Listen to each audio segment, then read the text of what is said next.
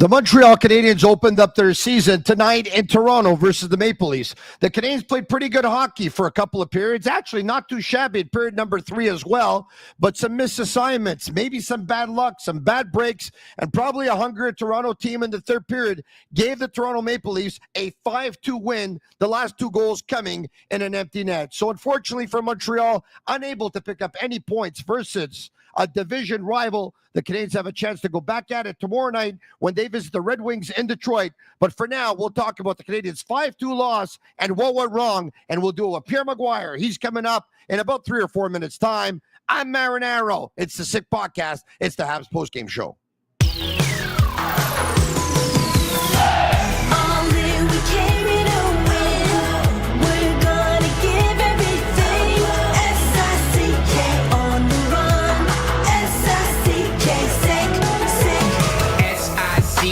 It's the sickest podcast. Tune in for the audio, or you can even watch back. Giving players all the props, or put them on blast. We don't give no hot takes, only talk facts. We're giving all our devotion, riding high on this wave of emotion. Going all out, yeah, cause this is our time. No, ain't no stopping us till we reach the finish line. All in, we came here to win. We're gonna give everything. S-I-C-K on the run. S-I-C-K, sick. On fire, we're ready to fight. We'll bring the house down tonight. S-I-C-K on the run. S-I-C-K, sick. Play it on the car ride, play it when you lounge. X and O, you know that we can hold it down. Shout out to my man Sammy, got it off the ground. And to all the listeners tuned in right now, got debates, analysis, and speculation. This is sports talk for the new generation. You know where to find us, got a reputation. Sick Podcast, your #1 sports destination. Giving all our devotion, riding high on this wave of emotion. Going all out, yeah, cause this is our time. No, ain't no stopping us till we reach the finish line. All in, we came here to win. We're gonna give everything. S-I-C-K on the run. S-I-C-K, sick. On fire, we're ready to fight. We'll bring the house down tonight. S-I-C-K on the run. S-I-C-K, sick. S-I-C-K, it's the sickest podcast. Tune in for the audio, or you can even watch back. Giving players all the props, or put them on blast. We don't give no hot takes, only talk back. S-I-C-K, S-I-C-K, S-I-C-K, S-I-C-K, S-I-C-K, S-I-C-K,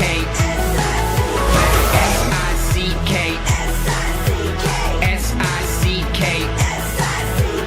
S-I-C-K, S-I-C-K, S-I-C-K.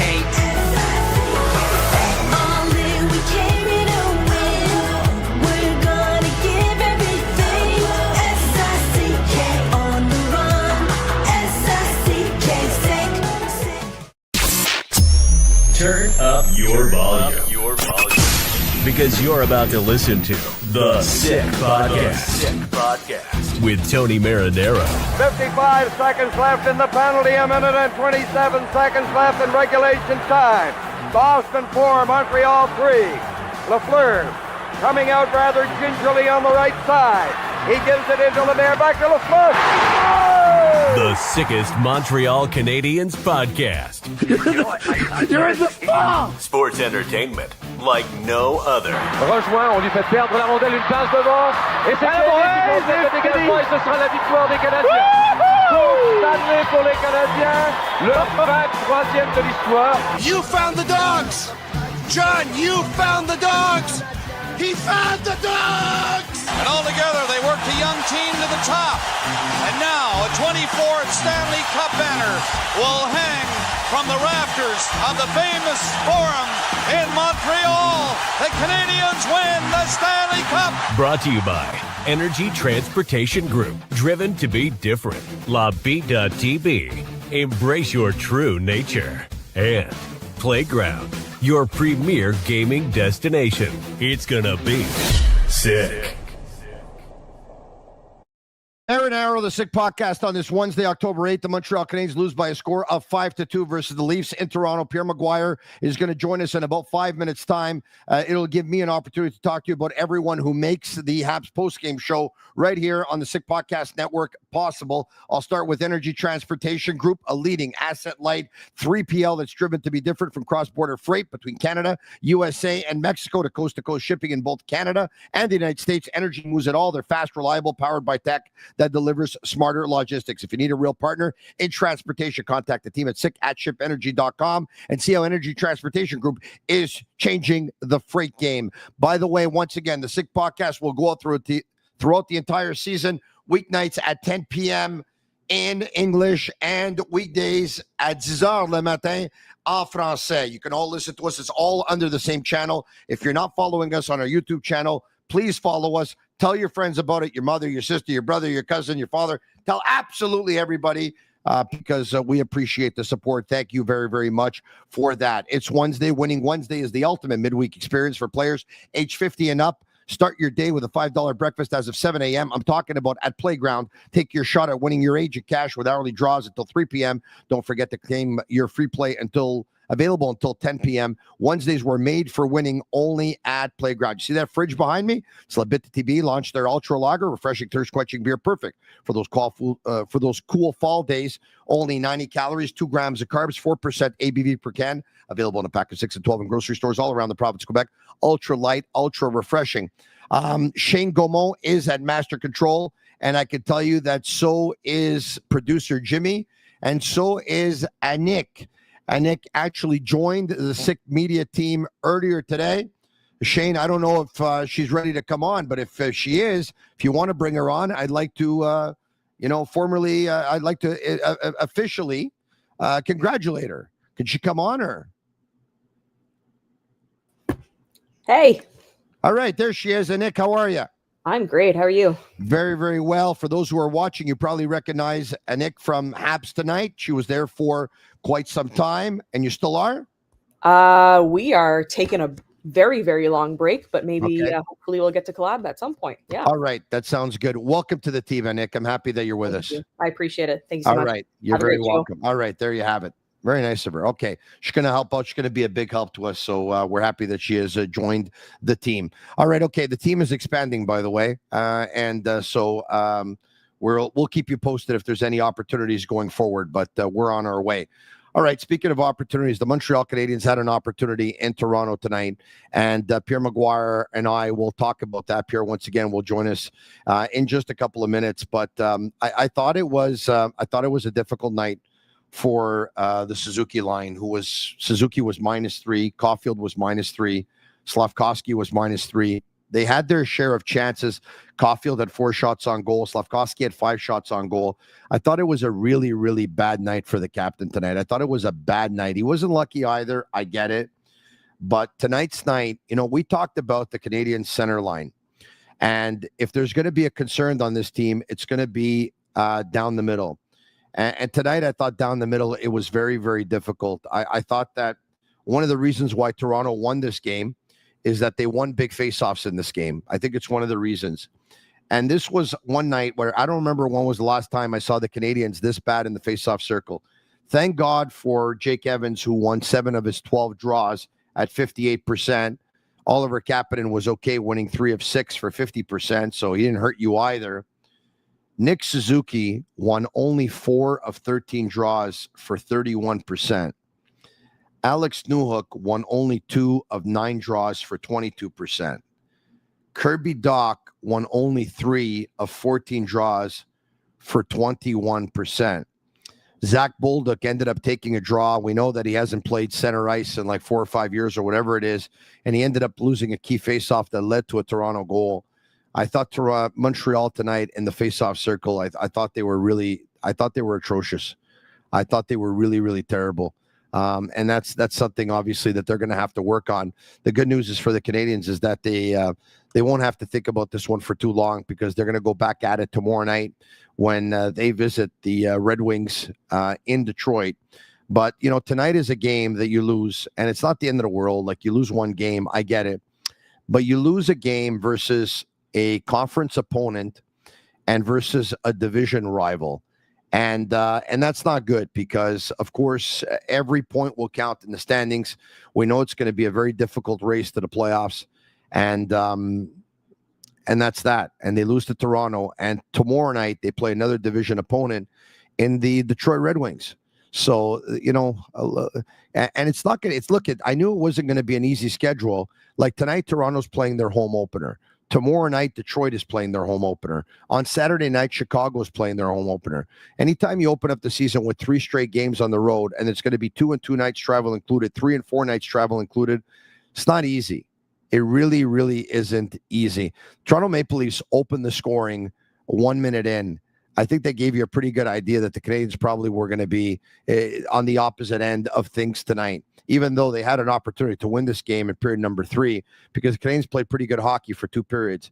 McCabe had a shot early on that Montembeault made a save look sharp. There was, I think, an odd-man situation for Toronto. I don't know if it was a 3-on-2, but Nylander had a cross-ice pass to Morgan Riley. It went from right to left, and Samuel Montembeault made a save. And then there's a defensive zone face-off, and Bolduc is the one who takes it. And instead of Kirby Dach, and he loses the face-off to John Tavares. Gallagher tries to get to it, but can't. Nylander's wrist shot is redirected by Bobby McMahon, and Hudson tried to tie him up, but couldn't. Hudson showed some good flashes, and everyone knows I'm the president of the fan club. I'm going to be honest with you. I didn't like his game tonight.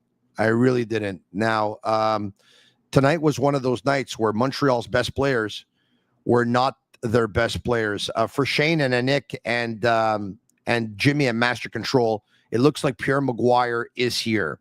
So if we can bring him in, I'm going to talk with Pierre McGuire, and I'm going to tell you that Pierre McGuire, of course, is brought to you by Restaurant Vago, open 23 years, longevity. Not many restaurants open that long. Private dining rooms for any occasion, birthdays, engagements, corporate meetings. Plenty of free parking after 6. Open Monday to Saturday evenings and lunch Tuesday to Friday. Fresh quality ingredients, old world Italian classics and new Italian. Go see Tommaso, most popular man in Westmount, at the front, and his partner, of course, Angelo, in the back. Without further ado, we bring in Pierre McGuire. The McGuire Report. Presented by Vago Italian. Hello, Pierre. How are you? Excellent, Tony. Excellent. Welcome back for another season, Pierre, of Habs post games right here on the Sick Podcast. I was mentioning before you joined us, pardon me, that I thought it was a difficult night for Montreal's best players tonight. Yep. Suzuki, Caulfield, and Slafkovsky were a combined -9, -3 apiece. It was a tough night, I thought, for Lane Hudson, who was -2. There was one play where he was unlucky, obviously, because he lost his stick, and Mike Matheson broke his stick, and both of them on the same play, which ended up leading to the Morgan Riley goal, which ended up being the game-winning goal. It gave Toronto a 3-2 lead after going into period number 3, 2-2. That one obviously hurt, but Pierre was one of those nights, and I also talked about the fact that, Pierre, we knew that the Canadiens' Achilles heel would probably be down the middle. There's a lot of question marks there. They got killed in the face-off circle tonight, Pierre. They got absolutely taken to school. Yeah, no, you're absolutely right. Well, Tavares did a number on them for sure. Matthews wasn't bad. But Nicky Roy, Stevie Lorentz, and Calle Yarncroke had a heck of a night for the Toronto Maple Leafs. Maybe it doesn't show up on the scoreboard. I know that Calle Yarncroke gets a goal. But those guys were really good, and they were very effective in their own zone. They were very effective in the neutral zone. They were very effective attacking off the rush, especially in the third period. I didn't like the game for either team. The artistic impression of that game was awful. You know, if they were judging that at the Olympics, it wouldn't get anywhere near a 10. It just wasn't very good. But I think it's because both teams respect one another. There wasn't a lot of room to play out there. I liked what you said, though. Canadians' best players, especially the top line, Tony, with Caulfield, Suzuki, and Slafkovsky, not particularly good. And Slafkovsky, he's got to be better and more responsible passing the puck. His passing skills need work. They really do. Yeah, Pierre, I mentioned, like you, I'm the president. You could call me the vice president of the Lane Hudson fan club. Yeah. I thought it was a difficult night, and I saw that actually, he got praise on the broadcast. I think they said that he played a pretty good game. I didn't quite see it that way, Pierre. It looked like he had his hands full defensively. Once again, he was unlucky on one play. The first goal, for example, and not to say that it's all his fault, but there's a shot from Nylander. It all starts with the lost faceoff by Bolduc. I get it, but there's a shot from Nylander, and it's redirected by Bobby McMahon, and Lane Hudson tries to tie him up, but doesn't. Pierre, talk to me about goals. When goals are deflected, and the closest guy to you isn't able to get to you, isn't able to tie you up, isn't able to get in front of you. How did you see that goal, Pierre? That right away when I saw that, I'm like, oh my gosh, this is a size mismatch. Now, I've known Bobby McMahon since a kid in Wainwright, Alberta, playing in the Alberta Junior Hockey League. Goes to Colgate University, gets signed by Toronto as a free agent, goes actually and plays in East Coast Hockey League in Newfoundland before he started playing for the Toronto Marlies. So I know his body of work really well. And the one thing I'll tell you, Tony, he's a big guy. Like, that's not even a fair fight size-wise for Lane Hudson playing against him. So Lane couldn't tie him up. It just, the mat doesn't work. The mat doesn't. And so if you're going to lose faceoffs when Lane's on the ice, especially deep in his own zone against bigger players, stuff like that's going to happen. It's not going to happen all the time, but it will happen. Pierre, I know a lot of people are going to take a look at Noah Dobson because of the contract, obviously the $9.5 million. It comes with a lot of expectations, comes with a lot of pressure. Maybe some are going to say, hey, this is a guy who picked up 70 points a couple of years ago. But look, the Montreal Canadiens had an opponent in front of them as well. It was the Toronto Maple Leafs. Dobson played a couple of seconds shy of 23 minutes. I thought he was okay tonight, Pierre. I thought that him and Matheson were actually pretty good together. Mike was really good. I thought Mike played a very solid game outside of breaking a stick, which was unfortunate, which leads to the Morgan Riley game-winning goal. That's a tough luck play. It really is. Noah's got to be better in his own zone, Tony, and we saw this in the preseason. I'm seeing it again now. There were some cycle sequences where he's just not closing the gap quick enough. Now, it's early in the year to go and say, this is terrible. You can't – I'm not going to do that. But what I'm going to say is, they got to – I know it's tough now because the schedule is kind of unforgiving for the Canadiens to start the season. They got to get him some remedial work in terms of how to defend below the hash marks in his own zone. He doesn't close the gap quick enough. Pierre, what can you tell me about when a player comes over, of course, going from one system, going to another, going from some teammates, going to other teammates, going from a coach to another coach, and all that stuff? The period of adaptation, how much of that do you take into account? That's why I said I'm not going to panic because it does take time. There's no question. Some guys adapt quicker than others. Some guys, when they get traded the first time, it sometimes takes them a whole year. There are other guys that they've been traded 5 or 6 times. They're like, it's the water off a duck's back. They're ready to go play right away. It doesn't matter what the system is. So every guy's different. One size doesn't fit all. But again, it's not about his offense. I know you talked about the 70 points and all this stuff. He'll get his points. I'm worried that all the minutes he's going to play with Matheson, it's going to be over 20 minutes a night, more times than not. That's a lot of time against other teams' good players. And so if you're not defending very well, all that offense is going to go away, and he's going to have to work on that. Pierre, we talked about some of the Montreal Canadiens' better players, and, I want to talk to you about Patrick Laine. And, look, there was a question mark going into the season because where is he going to play? And all that stuff. The Canadiens, not many penalties in this hockey game, Pierre. 4 penalty minutes aside. The Canadiens go on 2 power plays. We saw the power play units, and we figured, you know what? Is Marty St. Louis actually thinking of sharing the minutes and going with 2 units and giving them a minute each? It's not the case because the first minute, they had about 3 minutes and 5 seconds on the power play, 3 minutes and 3 minutes 1, depending on who you were. Mm-hmm. Patrick Laine had 46 seconds on the power play, Pierre. 46 seconds on the power play. Yep. He had 12:51 in the entire game. He had 0 shots on net, and he was a -2. Yeah, so the tricky part on the minus tonight is the 2 empty net goals. True. So those guys got stuck out there. The guys that are -3, they got stuck on the 2 empty net goals. Yes, true. And so does Laine. And so there was one time he fanned on a puck in the third period when the goalie was out. And so that was one that probably should have got to the net. Did he have the greatest of nights? No, he didn't. The one thing that I say that stood out, though, and Tony, it has nothing to do with Patrick Laine. I don't want to get doom and gloom on this team because I think the team's actually pretty good. their penalty killing was excellent. If I'm Toronto right now, I'm really worried about my power play, and it's something you and I have talked about a lot without having Mitchell Marner there. I thought the Canadiens' penalty killing was outstanding. I really did. And that's really positive for them going forward. Will they be able to fix some of the other stuff? I believe they will. But Patrick Laine, Marty was talking about him last week. Oh, this is the most determined he's been 5-on-5. He's got to keep doing this. I didn't see that tonight. I don't know if you did. I did not. No, I did not, Pierre. And you know what? When you're on a fourth line and you carry 13 forwards, you don't have a lot of margin for error, do you? No, you don't. You really don't. You really don't. It's a great point. And I know he lost the faceoff, but, Bolduc did some things. He stood out. He won races. He finished his checks. He scored a nice goal. Like, he did a lot of good things in the game. He goes to the net. He goes to the net. Yes, that's what I mean. So you noticed him. There are other guys. I don't want to pick on him again. It's early in the year. Kirby, where was Kirby? Kirby Dach's game for a guy that has been in the league for 6.5 years, 7 years, whatever it is, but had the shortened seasons because of the injuries. So he's actually probably played about 4 years worth of hockey. Going into year 4 of his 4-year contract that pays him just over $3.36 million, who missed the final 25 games of the season last year because of injury, missed 81 games the year before that or whatever it was, who has so much to prove. This is how he came out. No, I get it.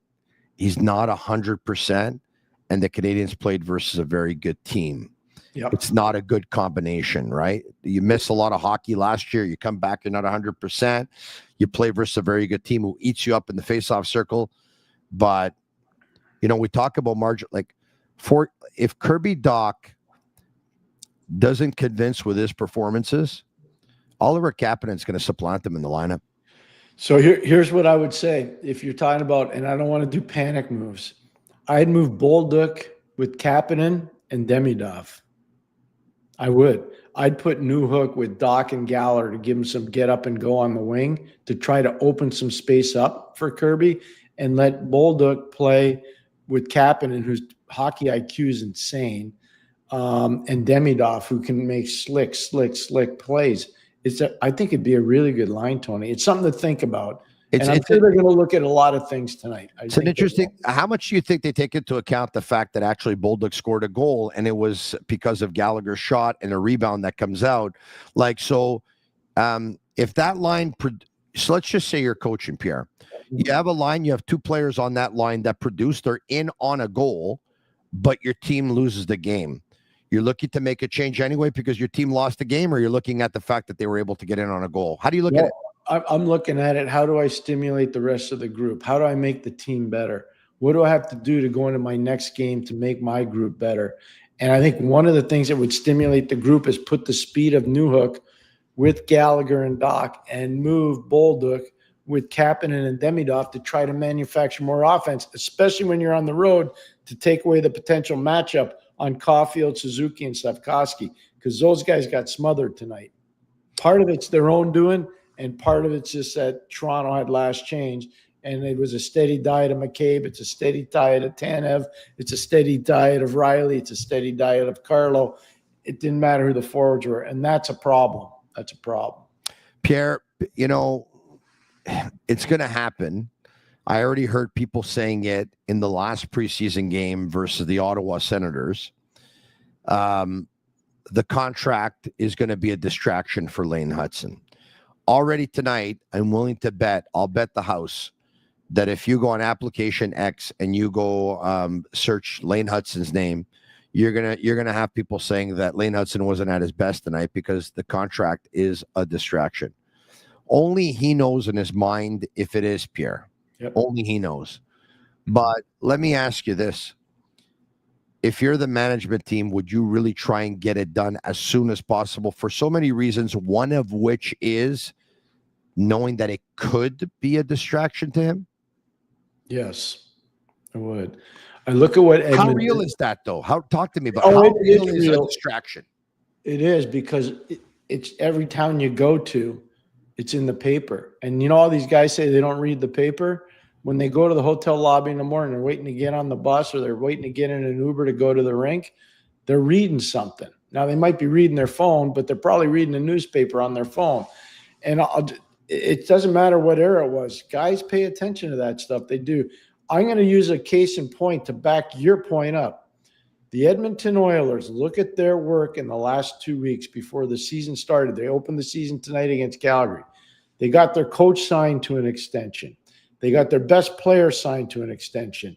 They got their best shutdown defenseman today signed to an extension. They got Jake Wallman signed to an extension. And then you look at all the other contracts they have. They all have one thing in common. If you're an important player there are no distractions. They've taken every excuse out of the room in Edmonton. No distractions whatsoever. And None. I think unless you're on planet Mars, I think everyone has realized they've given themselves a 3-year window. They have 3 years to win that Stanley Cup. That's what it is. It's 3 years. That's what they got to win. Yeah. And maybe they win 3 in a row. Maybe they win none. But they're giving themselves a 3-year window. Let's take a look at the Montreal Canadiens lineup tonight. Shane Gaumont, if you can bring up the Canadiens lines, there you have it. Suzuki was with Slavkovsky on his right and Caulfield on his left. Doc had Gallagher on his right and Bolduc on his left. Kapanen had Demidov on his right and Newhook on his left. Evans had Laine on his right and Anderson on his left. Defense pairings were Matheson and Dobson, Gooley and Hudson, Jacki and Carrier, and Samuel Montembeault was in goal. Pierre, I thought this before the game tonight even happened. But because they're playing 2 games and 2 nights travel included, and 3 games and 4 nights when they're going to play in Chicago on Saturday, if I were a betting man, and I don't know if they've talked about this already, I'd be willing to bet that Joe Veleno, Jaden Struble, and Jakub Dobiš get into the lineup tomorrow night. You see that happening? Yeah, especially for Veleno. Going back to Detroit, team that drafted him, team that gave up on him. Usually you want a big performance out of a player like that, and I think he will provide that. I don't know who he replaces, obviously, in the lineup. We'll see what they decide to do. I do think Struble gets into the lineup. I do. And I think the biggest reason why is they're going to want to push Detroit around a little bit. The Canadiens had a game in the preseason where I think the line of Doc, Demidov, and Laine was a combined -9. And you joined me on the post-game show, and you said, if I'm Marty St. Louis, I'm sending a message right away, and I'm taking Patrick Laine off that line, and I'm demoting him. I need to get people's attention. Mm-hmm. You said that a couple of weeks ago. Yep. 2 weeks later, you just played your first game of the season, and Patrick Laine did not have a shot on goal, and he did not have a very good game. Like, let's be honest, we didn't notice him at all. Also, and I didn't mention this, there was a terrible offensive zone faceoff for hooking, where the only reason why he hooked is because he didn't want to move his feet because he was chasing. But at one point he said, you know what? I'm going to stop chasing. If memory serves me well, it was Tanev, and he hooked him, and he got a call. Like, he got called like 10 feet away from the boards in Toronto's zone. Like, there's no need to take a penalty there now. So I'll ask my question. You're Marty St. Louis. You want to get your team's attention so tomorrow they're ready to go. Would you, as early as just 1 game into the season, if you slot in Joe Veleno, would Patrick Laine be the guy that comes out of lineup? Because once again, let's be honest here. The way Laine lined up tonight on the line with Evans and Anderson, he lined up as your 12th, Pierre. No dispute. I can't debate that. So I think you have 2 likely candidates if they put Joe Veleno in the lineup. One would be Kirby Dach, because he's a natural centerman, and I think Joe's a natural centerman. In my book, Joe's a natural centerman. And the other guy would be Patrick Laine. Could it be that they go with Kirby Dach, and if they do, it's probably a way of saying, you know what, Doc's not 100%. If he would play 3 games and 4 nights, it's better that he rests a game because – or would they have a hard time saying that, you know what, we just weren't happy with Kirby tonight? Like, you don't – Marty St. Louis has never thrown – I can't remember if he did. I don't think so. I don't think he's thrown his players under the bus at any point. And he wouldn't be throwing anyone under the bus by saying, you know what, he needs to be better. But you think he would actually come out and say that? Well, you know, there's some tough love involved too. Let's remember one other thing. Remember when Arbor Jack guy was taking penalties? Yes. What happened to Arbor Jack guy? He got sent to Laval. Yeah. At one point, I think he took a couple versus the Islanders. Yeah. On a Thursday, he felt so bad. On the Friday, he went in and he apologized to the coaches. Yeah, no, I'm just saying though. But Marty wasn't afraid to say to the general manager and the president, you know what, we got to send this guy a message. I don't know what it's again. You don't want to panic. They lose a game. The empty net goals make it look uglier than it is. They had every opportunity in the second period to get a lead in that game, more of a lead than just a 1-goal lead. They weren't able to do it. I thought Stolarz did some really good things for Toronto. I know he had one bad goal, but outside of that, on a rebound, outside of that, I thought his rebound control was really good tonight, especially in the third period. But I do think the Canadiens have to be careful because when you start the season the way they are, 2 division games in a row and an original 6 game at 3 and 4 nights, that's a hard way to start the year. It's a real hard way to start the year. Yeah, and you know what? That's a good answer because Mike Sloan says, my God, Veleno, the love for this guy is amazing. It's got nothing to do with love. He's the 13th forward on a team that played their first game and they lost. They're going to play 2 games and 2 nights travel included. They're going to play versus his former team, and they're going to play 3 games and 4 nights travel included. Whether you like the guy or you don't like the guy or you think somebody loves him or not, he's going to come in. If he's not coming in tomorrow, he's going to come in on Saturday. It's the law of physics. Well, if they didn't think he was going to play, they would have kept Florian Jacki up here and they would have sent him down. I'm just telling you. They didn't want to put him on waivers. They thought he might have get taken. That's why Florian Jacki went down. Yeah, let's take a look at Pierre. I want to take a look at some stats that really stand out to me. We talked about Suzuki, Caulfield, and Slafkovsky -3 apiece. Hudson and Liney -2 apiece. You appropriately brought up the fact that their last 2 goals were empty net goals. How about if I take a look at time on ice tonight? The least used hockey player in this game, as much as, he got better and this, that, he lost some weight and he's looking faster. It's Arbor Jacki at 11 minutes and 8 seconds, Pierre. Arbor fell down on the game-tying goal in the second period when he had man-on-man coverage on Yarncroke. Correct. And I think that probably not get them in trouble, but it opened the eyes where they're like, okay, we're going to go with a shorter bench here because now we're tied up and then we got a tiger by the tail here in the third period and they get the last change. So they're going to be careful. I think that's what happened on that one. Jacki was the least used at 11:08. Kirby Doc was the second least used at 11:49.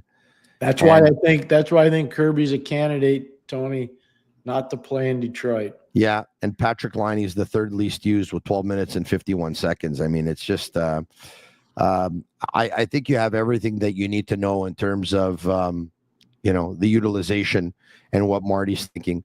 Pierre, Ivan Demidov. Yep. What'd you think of his game? Spots were really good and other spots were not as good, but we saw this in the preseason too. So he's got to start playing. And we went through, I can tell you this.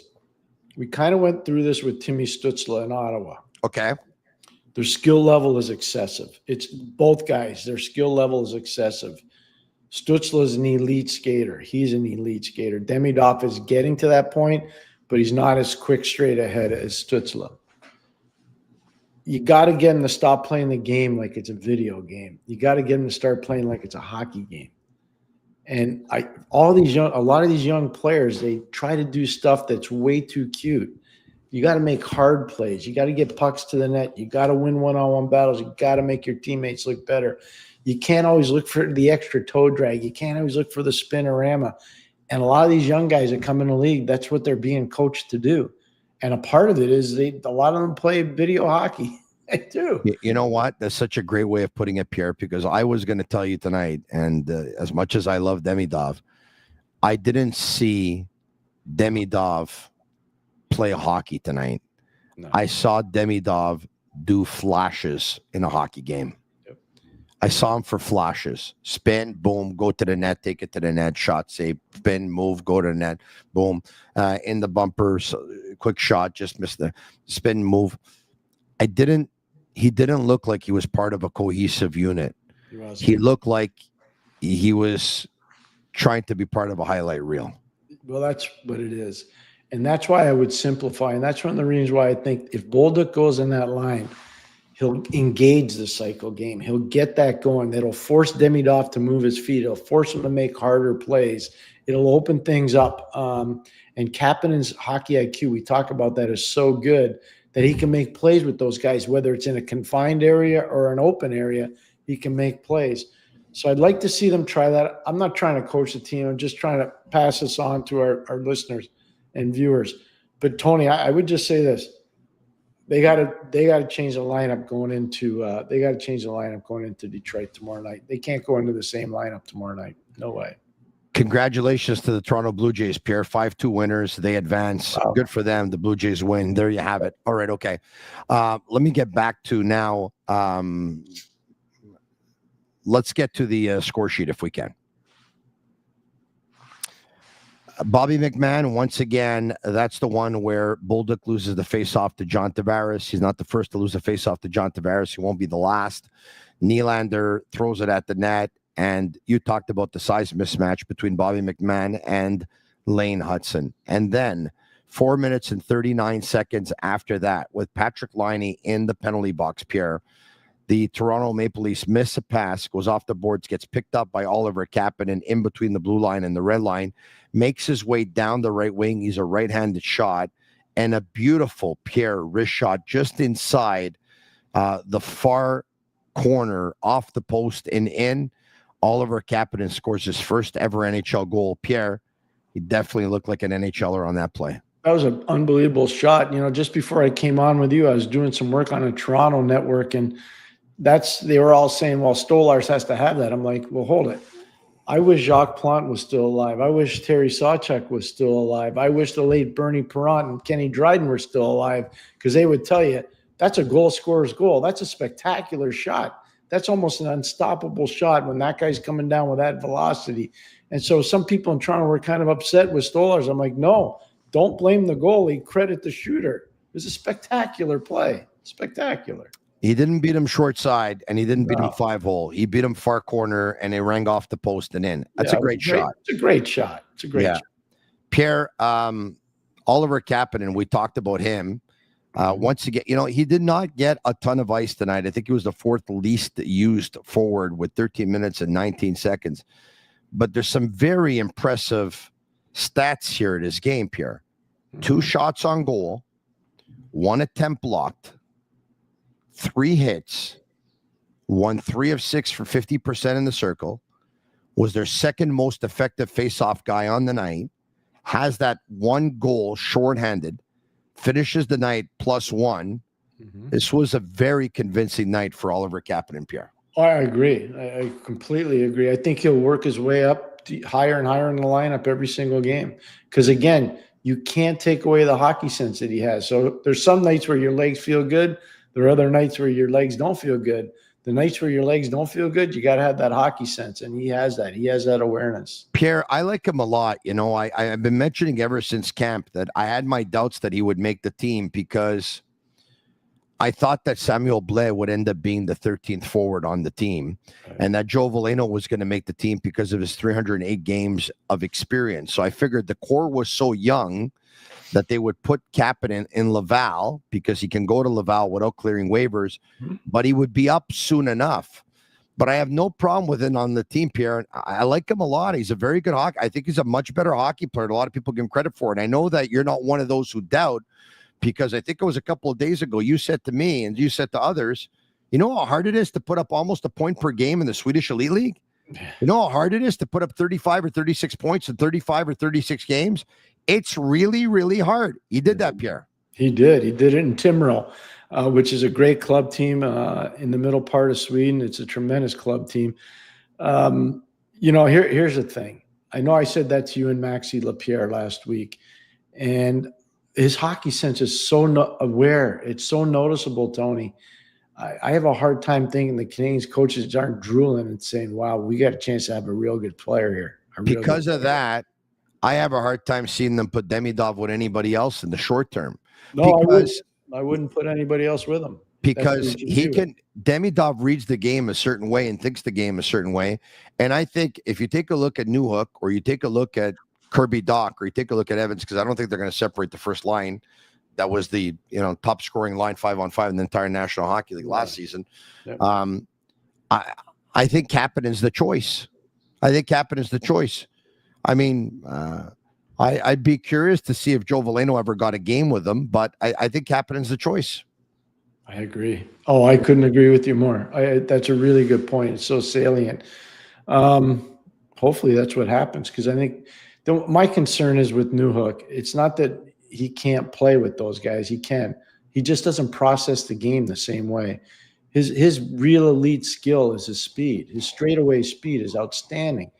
Let him utilize that and open up ice for other players. So if he's playing with Gallagher and Doc, if that's a line, it would help them a lot. I don't think Newhook's a center iceman. I never have. No, but is that your way of saying that you think that Bolduc processes the game a little bit faster and better than Newhook? He does. You see that play he made on the rebound to score the goal? Yeah, fake forehand, go backhand and put it in. Yeah, he had to process that pretty quick.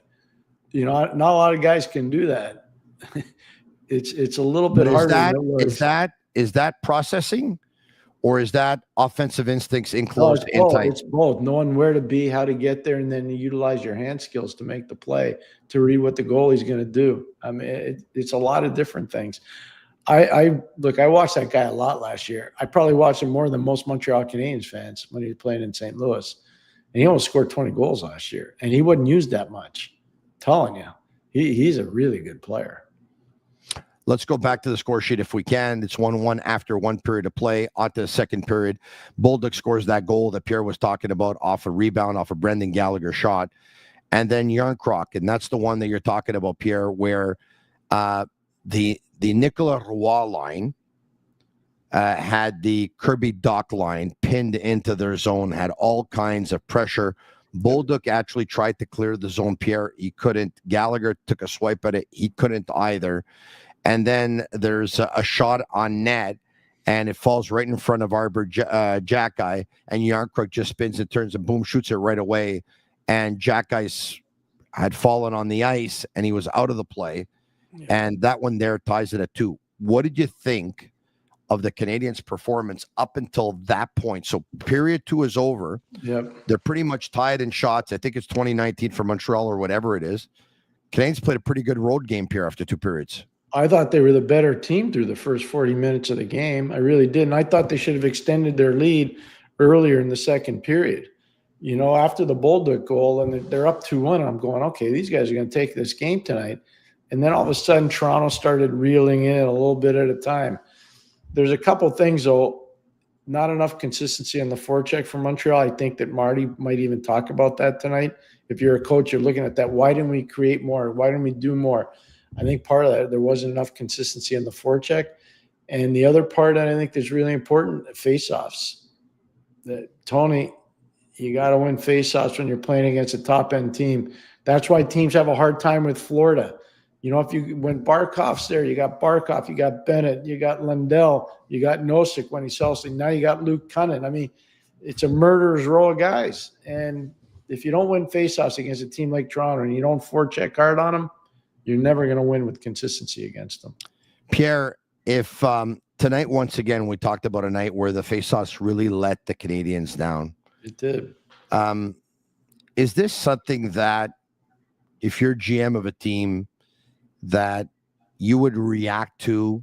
And every team likes to hold on to guys, let's be honest, that win their fair share of faceoffs. Nobody wants to be able to trade that player that wins faceoffs. But it's such a big part of the game, of course, because if you lose those faceoffs, you don't have the puck. And let's be honest, it's probably more important for the Canadiens than most other teams, because they have players that don't have, not all of them have the all-round game. A lot of them are players that do their damage with the puck, and when they don't have the puck, not that great. Is that something that probably Kent Hughes would be looking at sooner rather than later, saying, okay, can I find myself a good face-off guy? Yeah, they're not that easy to get, though, because teams cherish them. Freddie Gauthier, I was surprised Minnesota let Freddie Gauthier go this summer to Seattle. He's a heck of a face-off guy. But they think internally that, especially with Joel Eriksson Ek, that they're going to be okay to do, face-off situations. And they got young guys coming up in their organization that are pretty good at face-offs. Hunter Height would be one of them.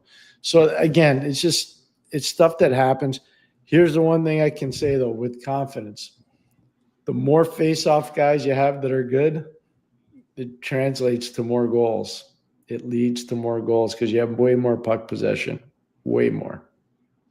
You're absolutely right about that. I'm taking a look at some players that won their fair share of face-offs last year, and I'm wondering if there's anyone. Well, Trocheck was number one in the league in New York, and he lost last night. He had the most face-off wins of any center iceman in the league last year, and he lost a huge face-off to Malkin last night, and it eventually leads to the first goal of the game by Justin Brazeau. So, I mean, there's some guys that had tough nights too in other situations, but you're right. They're good face-off players. There's a player in Pittsburgh who took 1,782 face-offs last year and won 57% of them. Yeah. Yeah. They could trade him. not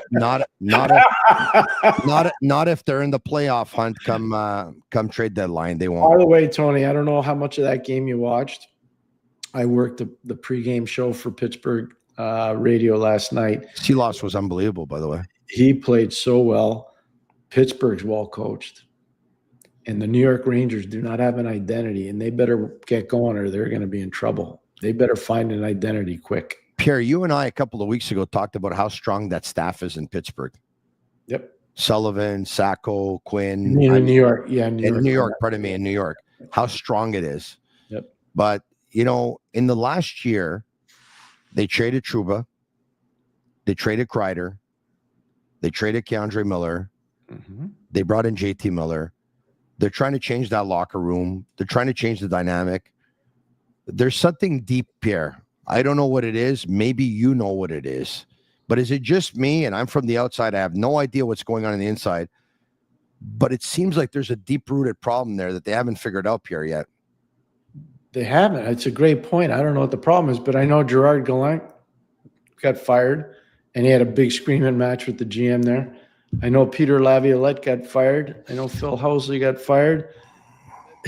You start looking at all the guys that have been fired there in the last 5 years. It's pretty amazing. It's pretty amazing. So they're going to have to figure out their identity as a group, though, because they do not have one. But I would just say that I would say this: Pittsburgh, if they play the way they played last night, that's going to be interesting. It's going to be because they'll make themselves relevant in the Metro if they play like they played last night, because that's the worst division in hockey. It's the worst by a mile. Are the Pittsburgh Penguins going to make the playoffs? Go all the way with Betway. Get a free bet up to $200. First bet loses. Scan the QR code on the screen or click on the link in the details section to create an account. Redeem your welcome offer. Offer is only available for new customers. Terms and conditions apply. Offer is not available in Ontario. Must be 18 years of age and older. And please play responsibly. Want to let you all know that on Saturday, the 18th of October, guess where I'm going to be watching the hockey game? If you thought that I would be home, and because it's Saturday and I work on 7 radio stations throughout the week, and I do 11 podcasts and 5 times on television. No, I'm going to be at Winnie's, serving all your favorites and more since 1969. Enjoy Chef Jack's inspired and timeless gastropub fare. Winnie's Pub open late, the best 5 set in Montreal. The place to cheer on the Owls and the Habs. Downtown Montreal's headquarters for everything from F1 to Les Glorieux, always. Join me on Saturday, October 18 for the Canadiens versus the Rangers game at 7 p.m. I'll be there watching the game at 1455 Crescent Street. And then I'll have a live post-game show following the game. There will be a Habs ticket giveaway. Mind you, I said I'll be there. It's a possibility that maybe I go to the hockey game for the first 2 periods, and then after the second, we'll make my way to Winnie's and watch the third period there. So I guarantee you I'll be there for the third period, and I'll obviously be there after the game. So join me for that. Pierre, let's take a look at the scoring in the third period. And there's 3 goals to show, and it's Morgan Rielly once again who had the game-winning goal. Pierre, can you describe that goal to me? Because it looked like there was a comedy of errors there. Well, it was a bad luck play for Mike Matheson. His stick broke at the offensive blue line of the Montreal Canadiens. Then a foot race situation evolves between Lane Hudson and Matthew Nyes. Matthew Nyes clearly bigger, stronger, and even more powerful than Lane. Lane loses his stick somewhere in the process. And he lost it in the neutral zone, Pierre. Yeah, but he loses stick somewhere in the process. Yeah. That's why I say that. And I have no idea why he lost it or how he lost it, but he lost it in the process. And eventually, they set up Morgan Riley, who jumped in, and I think it was Slavkovsky he beat up the ice, if I remember correctly, Tony. He beat Slavkovsky up the ice, and then Morgan puts it high glove side and makes it 3-2. Canadians pull their goalie with just over a minute and a half to go in the game, and it leads to an Austin Matthews goal. It was dumped down the ice from Nylander, and Matthews was able to get to it in time. And then Nylander's got an empty netter so the Matthews goal, by the way, there was a pass that was mishandled by Demidov. And if I'm not mistaken, on the Nylander goal, it was Nick Suzuki that lost the puck in the offensive zone. And, on a couple of occasions, there at the end, Lane Hudson is on the ice. He's chasing, and it's just not meant to be. So the Canadians outshoot Toronto 30-28. They lose by a score of 5-2. Pierre, like you said, it's closer than the score would indicate because there's 2 empty net goals. What do you think Marty St. Louis' message was to his team tonight? We're going to learn from this game. We're going to get on the bus. We're going to go to the airport, and we're going to fly to Detroit. We're going to play tomorrow night. We're going to reload. I don't think you panic. I don't think you yell and scream. I just think that there's some learning lessons there. The one positive I want to take out of that, if I'm Montreal, their penalty killing was really good. It was really good. Their penalty killing was really good against the top power play. Now, I know they don't have Mitchell Marner, but that power play should be really good this year. And then Montreal shut them down, and Montreal also scored on the short end of goal. Oliver Kapanen was very good. Newhook was very good. Yep. Anderson was very good. Noah Dobson was very good. Mike Matheson was very good. There were players, obviously, that were very, very good, like you said, Pierre, on the penalty kill tonight for the Montreal. Josh Anderson was very good. Caden Gooley was very good on the penalty kill. Canadians were good on the penalty kill. You're right, Pierre. They really stacked the neutral zone. They did a real good job in the neutral zone. Toronto had a real hard time establishing offensive zone presence. So I give the Canes a lot of credit for that. And again, if they could have built off the goal that Bulldog scored, they could have won this game going away, but they couldn't score for whatever reason. And I think Stolarz deserves some credit on that. All right. Okay. So we'll get to a couple of your questions, Shane Gaumont on Master Control.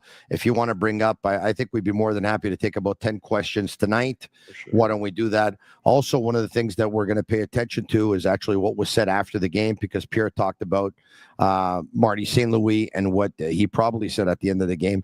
I would probably say something like, hey, you know what? Pretty good effort after 2 periods of play, but hockey is 60 minutes. And the reason why we didn't win the hockey game tonight is because we had a couple of passengers, and you can't expect to win hockey games with passengers. That's what I think. That's one of the things I think. Now, would he say it? I don't know. Let's see what he did say. As a matter of fact, I have some notes here coming out of the Canadiens locker room at the end of the game, and with what Marty St. Louis had to say. We should have some stuff for you in just about a minute or two. But before we get to that, by the way, Lane Hudson said the Leafs' third goal was his fault, Pierre. He takes all responsibility for the third goal, which was the game-winning goal. Yeah, that's what I said. The lost stick was a problem, and I don't know how he lost or why he lost it, but he did. And then he knows Matthew Nyes, and he knows how well Nyes can skate, and he knows how powerful he is. He couldn't match speed, and he couldn't match body position. It's a big problem. Pierre, I know that the Toronto Maple Leafs are going to be happy with some of the guys they picked up, and I know that one game doesn't make a season. I can't help but think that they're going to miss Mitch Marner. No, for whatever reason, he's been the whipping boy by so many people who have told me, well, he's never very good in the playoffs. It's not. And I said, well, he's not the only one. He's not bad in the playoffs. Well, he can't play under pressure. And I said, well, he's pretty good for Canada at the Four Nations faceoff. Scored the game-winning goal in overtime versus Sweden. And correct me if I'm wrong, but who's on the ice in overtime versus Team USA in the final game? It's Mitch Marner. And who makes the right play and who sets up Connor McDavid? It's Mitch Marner. So I don't buy that whole thing that Marner can't play in pressure situations, Pierre. I really don't. I never bought that at all. I never bought that for one iota. He's a penalty killer. He's a power play guy. He can run your power play as a forward on the back end. To me, you can't judge the Toronto Maple Leafs till they get Scott Laughton back, because Laughton makes a huge difference in terms of overall depth down the middle and being able to move Domi. And if you move Domi to the right spot and you move Michelli to the right spot, you change the dynamic of the Leafs. So I'm not going to judge Toronto till they get Scott Laughton back. No, and once again, we have this, Pierre. I talked about Dobish coming in. It is confirmed. Jakub Dobish will get the start for the Canadiens tomorrow night in Detroit. No surprise. Good no for surprise. Him. No surprise. Two games in 2 nights. If the backup doesn't play, when's he going to play? Right? We're 90%. When do teams end up using the same goalie 2 games in 2 nights? If they ever do, it's down the stretch if they absolutely need to win a hockey game. But if not. No, the days of Marty Brodeur 70 straight start 10 years in a row, that's over. That's not happening anymore. All right. Okay. Let's get to the questions. Derek Rendell. Why does Marty not utilize having a third assistant coach on the bench? Another set of eyes with a smart hockey mind would only help the youth. No, I would say, and I'll have Pierre answer this, but I would say that his third guy is watching from above. Yeah, it's Roger Grillo. He's watching from above. That's actually a better seat to sit in. You can come down and make adjustments a lot easier. So this thing's overcoached, by the way, the National Hockey League. I was part of a staff where we won the Stanley Cup. We had Scotty Bowman and myself. He ran the forwards. I ran the D. And Rick Kehoe just communicated whatever Barry Smith told us from upstairs. The size of some of these staffs now is ridiculous. It's just way too many. It's overkill. It really is, especially when you include the iPads. It's crazy. It really is, yeah. Okay, let's go to second question of the night. We're going to get to 10 of them, and then we'll say goodnight. Pierre, if you were Kent Hughes, would you consider a trade after 1 game? Come on. No, I would not, but I'll tell you one thing. You're always looking to make your team better. So the one thing that we talked about going into the season and one thing that will be talked about until Kirby proves everybody wrong, if he can, the need for a number 2 center. All right, okay. Question number 3. Hong Tran says, do you keep your first round pick this year if you're in a playoff spot? Do you keep your first round? Yeah, why not? Well, I guess what he's trying to say is you think of trading it or to get better? Depends. I mean, I might trade a prospect before I trade the pick. Depends where I think I'm going to be. Yeah. But if you really want to hit a home run in the trade market, the way the league is going right now, you're going to have to trade asset for asset. I mean, you're going to have to give up a player, not a pick. You might have to include picks, but you're going to have to give something up where it's asset for asset. All right, let's go to another question. Jack Eichel, by the way, for those who missed it today, signed an 8-year contract extension at $13.5 million. And Kyle Connor of the Winnipeg Jets signed an 8-year contract extension at $12 million a year. Ben says, was Arbor that good instead of clearing the net and falls off? Pierre, you want to talk about Arbor's game tonight? Arbor was, it was okay. It wasn't great. It was okay. It was just adequate. Not really physical. Tried to play it safe. I didn't think he was an aggressive player. And then when he had to make a big play in the game, obviously bad luck, he fell down and puck ends up in the net. All right. Okay. Another one. Let's go to, do we maintain Kirby Dach at center? Why not put Veleno at his place? Well, that's what we've been talking about. So I wouldn't be surprised if something like that happens. Tony brought up sitting Patrick Laine out. I talked about maybe taking Kirby Dach out and putting Joe in at center. Not so sure that he'll have the courage. Taking Patrick Laine out, can that disrupt the room? I don't know if it would. You're around the room more than I am. I don't know how Patrick Laine is viewed by his teammates. I'm sure positively, but I don't know that. Kirby's been injured. I mean, it's a lot different. Patrick was injured last year, but they know they recognize his value on the power play. So I don't know how much it would hurt the team. I just don't know. Can I bring up a player and just ask you if you think his size and his face-off prowess? Now, by all means, okay, I want to preface it by saying that I'm going to bring up a fourth-line player to you, okay? So I'm not bringing in a second-line player because I think that second-line centerman, Pierre, I think that second-line centerman is going to be something the Montreal Canadiens target. And I think if they're going to have one, I think it's something that they're going to pick up in the month of February. I think it's something they're going to pick up like right before the trade deadline or maybe even on trade line day. Gotcha. Are you a fan of Kevin Stenlund? Yeah, very much so. Kevin Stenlund was a tremendous player at Florida's first cup. He was really good in Columbus. He was good in Winnipeg. That's why he's down in Florida. Paul Maurice had him in Winnipeg. And he's done well in Utah. Yeah, no, Kevin Stenlund's good. He's very effective on that. He takes a lot of faceoffs and he wins a lot of faceoffs, Pierre. Yes, he does. He's a hard player to play against in terms of faceoffs. Last year, Kevin Stenlund took 1,055 faceoffs, Pierre. Oh, yeah, no, he's a good player. I mean, that's why they took him. He had 59.1% in the faceoff circle. 82 games, 14 goals, 14 assists, 28 points. That's not bad for a fourth-line player. He's good. But again, like I said, Paul Maurice had him in Winnipeg, and that's one of the reasons he ended up in Florida. All right, okay. Let's go to back to another question. Gilles says, how long would you wait to bring up a player like Beck or Florian from Laval? Yeah, I'd bring up Florian before I bring up Beck, and let's see how they do in this road trip. I think that's a big part of it. Wow, we're talking about bringing up players after one game here. I'm freaking out. No, I wouldn't freak out. There's a huge expectation for this team. And there should be expectation on this team. There should be. And so people are passionate about it. I have no problem with that. I understand it. Totally understand it. Next up. AG, is chemistry an issue? It looks like it. It better not be after all the stuff we read about. The players were back all summer. It's amazing. We've never had this before. Remember that, Tony? Yeah, I understand that. But look, let's be honest. Here's the deal, and everyone knows it. They have a number one line that has chemistry. If they put Gallagher with Anderson and Evans, they would have a fourth line that would have chemistry because 2/3 of that line would have been together last year. Mm-hmm. They believe they have chemistry between Demidov and Kapanen, and all the other players don't really have chemistry with each other right now. And they're trying to find the solution. And they will eventually. I think they will. Next question. We'll take two more. This one, another one. Jean-Francois says, if you disturb the room by having Liney out of your lineup, your room would be weak. Now the question is, how strong is your room? Well, I just know by reading all the things I read this summer and into the fall that this is the strongest room they've had in Montreal, and the guys believe in one another. They all came back. Some of them stayed all summer. We've never had this. I read all this stuff. I heard all this stuff. Tony, you read and heard the same things. So, and I remember very carefully saying, that's a bunch of hogwash. Doesn't go through to the regular season. You can say whatever you want. Doesn't count. Doesn't count. Last question.